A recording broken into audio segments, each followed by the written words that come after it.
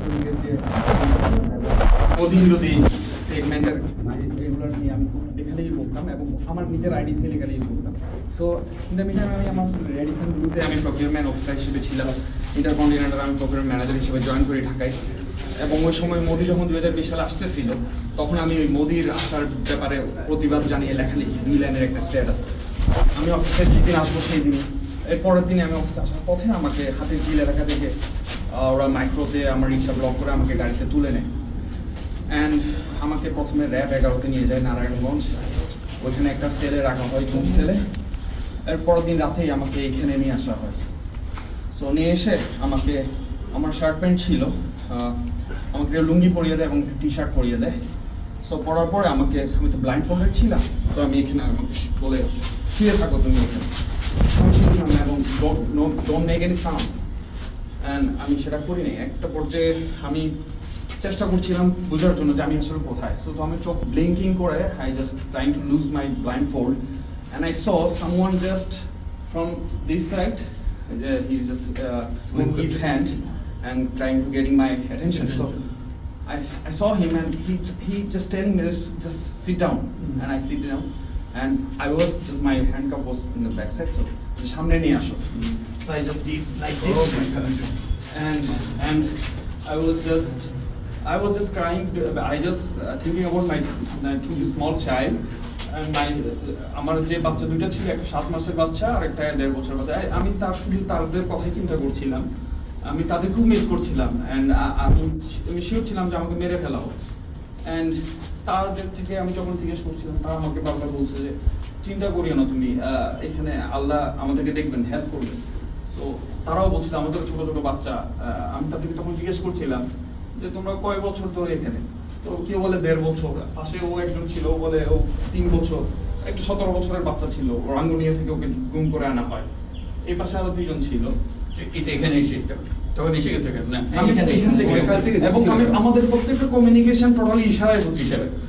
কারণ এবং যে ইশারা যখন বুঝতাম না এখানে একটা দেওয়াল ছিল, তখন মুভ করে ফেলেছে।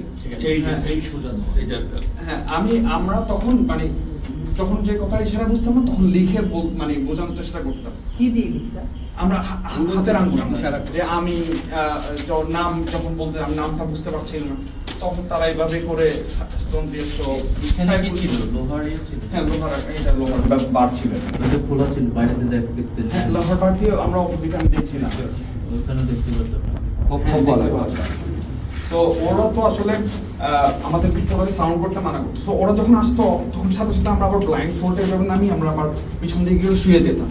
সেইভাবে করে আমাদের দিনগুলো পার হতো। এবং তারা এবার এই পাশে আমার ডান পাশে একটা ছেলে ছিল। সো কিছুক্ষণ পর পর সে খুব মারতো, তো কন্টিনিউয়াস মারতো এবং ও যতক্ষণ না কান্না থামাতো না, তো চিৎকার থামাতো না, ওকে মারতো। সো আমি তখন জিজ্ঞেস করতাম ওকে কেন মারতেছে, তো সব বলতে ওকে মারতে মারতো পাগল হয়ে গেছে এবং ন্যাংটা দাঁড়ায় থাকতো, এই জন্য ওকে মারতো। এবং ওকে কন্টিনিউয়াস মারতো যতক্ষণ ও সাউন্ড বন্ধ করতো না। সো আমার এই পাশে আমি আরো 4-5 জনকে দেখি, কেউ 1.5 বছর, কেউ 2 বছর, কেউ 3 বছর ধরে ঘুম ছিল। সো এভাবেই করে আমাদের কয়জন তোমাদের এর মধ্যে? আমার এখানে আমার জানা মতো 6 জন ছিল।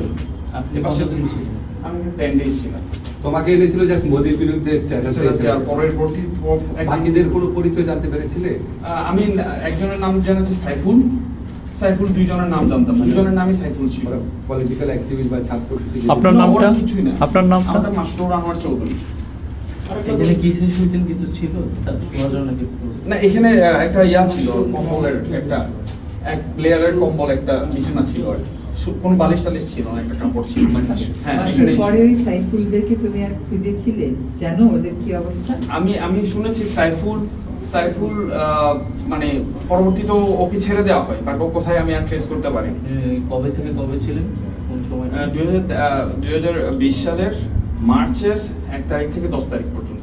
আসলে এখান থেকে ছাড়ার পরে যে মামলা দেওয়া হতো ওটা আমি বলবো। ও আচ্ছা, আমাকে এরপর 10 দিন আসার পরে আমাকে যখন ওরা এখান থেকে নিয়ে যায়, আমাকে ফিশ মানে এরকম করে একজনের সাথে কমিউনিকেট করতো, no sound at all. So তারা বললো কি তুই 2 রাকাত নফল নামাজ পড়ে নিস, তোরা এখান থেকে বের করতেছে। সো আমি ধরে নিয়েছি আমাকে ক্রস ফায়ার দিয়ে হলো মেরে ফেলবে। সো আমি আসলে কালামা পড়ে নিয়ে অথবা দোয়া পড়ে নিই। এরপর আমাকে আবার নিয়ে যাই।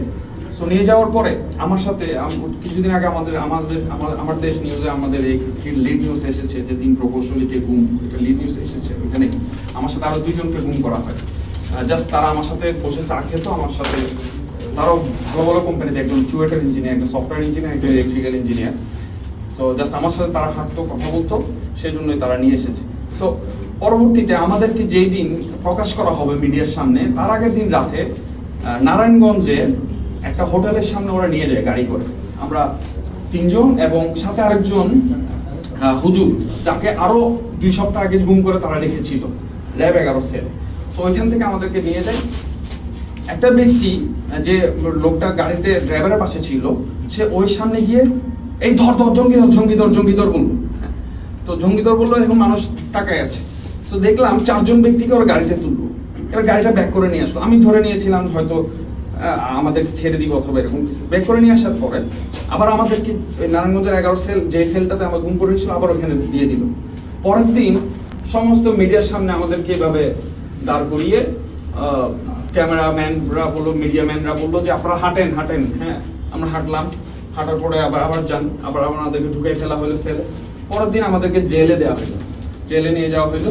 আমরা ওখানে পত্রিকায় দেখলাম নারায়ণগঞ্জে নাশকতার পরিকল্পনার সময় এই প্রকৌশলীদেরকে হাতে নাতে ধরা হয়, গোপন মিটিং এর সময় তাদেরকে হাতে নাতে ধরা হয়। এরপর আমার my career already destroyed, and I was a procurement manager in multinational companies, and I earned 6-digit salary, and that is a big point in my career. Within 3 years I became manager, and everything was gone, and still I'm suffering in financial crisis. I have 3 children, and আমি কেসে এখনো হাজিরা দিই, আমার কেসটা এখনো চলছে মানে নারায়ণগঞ্জে। জাস্ট জঙ্গি নাটক ওই জঙ্গি মামলাটাই এখনো চলছে, আমি এখনো হাজিরা দিই।